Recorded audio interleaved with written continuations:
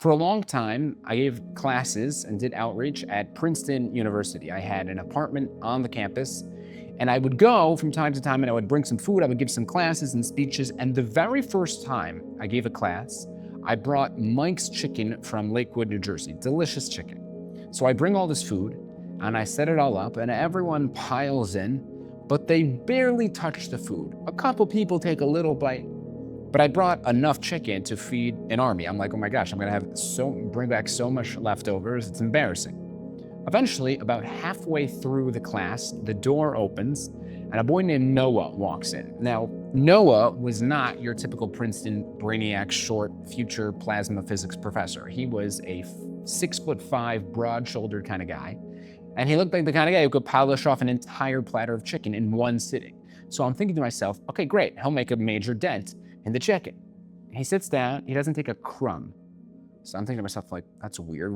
So I said, you know what, I'm gonna ask him. I said, Noah, you don't like chicken? He said, no, I love chicken. I said, okay, so what's the problem? It's not kosher enough for you? What do you want, badat ed charedis? He said, no, I don't keep kosher. I said, okay, so why don't you have any chicken? Listen to what he said. He said, I'll tell you why. Because I'm on the Princeton rowing team. And you know how it is in the Ivy Leagues. They don't really care about football or basketball. They're not really good at soccer. But rowing, they take very seriously. And before each match, the coach puts us on a scale to see if we are the correct weight, for he doesn't want anyone weighing down the boat. Tomorrow, we're racing against Harvard. And if I eat one piece of chicken and I'm 1 pound overweight, I can cause my entire team to lose. That 1 pound could be the difference between victory and defeat, and that I'm not willing to do to my team. You hear that? This guy won't eat a single piece of chicken because he refuses to weigh down his rowing team. Can you imagine if we lived like that? Not just about chicken, but about every single part of our lives. If we truly understood that every choice we make either drags the entire world down or lifts it higher, how careful would we be? How fiercely would we protect the light that I try to entrust in us? We'd weigh every bite and every word and every action like everything depends on it, because it does.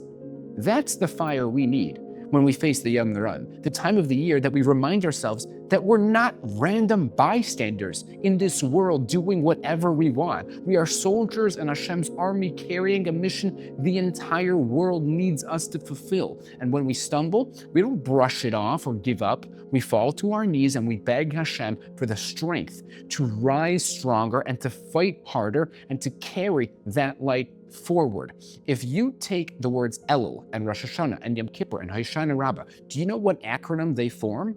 The word Aryeh. For this is the time of year where we roar like a lion, where we unapologetically declare our allegiance to Hashem and to spreading His light in the world. That is this time of year that we are entering. And that is the perspective one needs to have while approaching Slichos and Yom Kippur and Rosh Hashanah. Not that I'm a horrible person, and forgive me, but that I've gotten distracted and I want to get back to being your faithful ambassador, the most important ambassadors on earth.